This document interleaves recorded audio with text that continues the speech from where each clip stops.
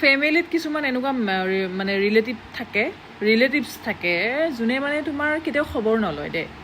তোমাৰ মা দেউতাৰো কেতিয়াও খবৰ নলয়, তোমাৰো কেতিয়াও খবৰ নলয় তোমাৰ লাইফত কি হৈ আছে, ঠিক আছে। কিন্তু অকস্মাত যদি তোমাৰ ঘৰত কোনোবাৰ বেমাৰ হোৱা বুলি গম পায় বা হস্পিটেলত এডমিট হোৱা বুলি গম পায় বা কিবা এটা হোৱা বুলি গম পায়, ইমান বেছি মহান দেখায়, ঠিক আছে, ইমান বেছি ভাল দেখায়, ফোনৰ পিছত ফোন, ইফালে আহিবও নোৱাৰে, কিন্তু এদিন আহি কিনে হস্পিটেলত ৰখি দিবও নোৱাৰে, এদিন চাবও নোৱাৰে, এদিন আহি কিনে মানে এই যে হস্পিটেলত গ'লে লাইন ধৰিব লাগে নহয় মেডিচিনৰ কাৰণে, সেইখিনিও কৰিব নোৱাৰে। আহি কিনে 10 মিনিট থাকি গুচি যাব মুখখন দেখাই কিনে, কিন্তু ফোন কিন্তু কৰিব। ফোনৰ পিছত ফোন, ইমানেই সিহঁতৰ টেনশ্যন, ইমানেই ভাল পায় মানে, ফোনৰ পিছত ফোন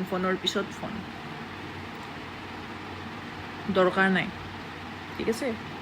তেনেকুৱা ৰিলেটিভছ দৰকাৰ নাই, তেনেকুৱা মানুহ নালাগে, কাকোৱে নালাগে, ঠিক আছে, কাকোৱে নালাগে। ইমান ফেক মানুহ প্ৰয়োজন নাই পৃথিৱীত, মই এইটোৱে ক'ম। ইমান ফেক মানুহৰ প্ৰয়োজন নাই, ঠিক আছে। কাৰণ মানুহবিলাক বুৰ্বক নহয়তো। আৰু কোনোবা মানুহ এজন বিপদত পৰি গ'লে সেইটো চান্স উঠাই কিনে নিজকে ভাল দেখুৱাই লাভ নাইতো। কোনোবা যোনে বিপদত পৰিছে সেই মানুহজন বুৰ্বক হৈ নাযায়তো। সেই মানুহজন যে বিপদতে পৰিছে সেই মানুহজনৰ ব্ৰেইনটো কাম কৰেতো, সেই মানুহজন বুৰ্বক হৈ নাযায়তো, ঠিক আছে। চ' মাইণ্ড ইট, বিপদ চবৰে আহিব, মাইণ্ড ইট। আৰু সেই বিপদত কোনে কি ফাইদাই উঠায় তেতিয়া গম পাই যাব, বুজি পাইছানে। আল্টিমেটলি যি কৰিব এইটোতো বেক পাবই ন, নাপাব জানো? ডেফিনেটলি পাব।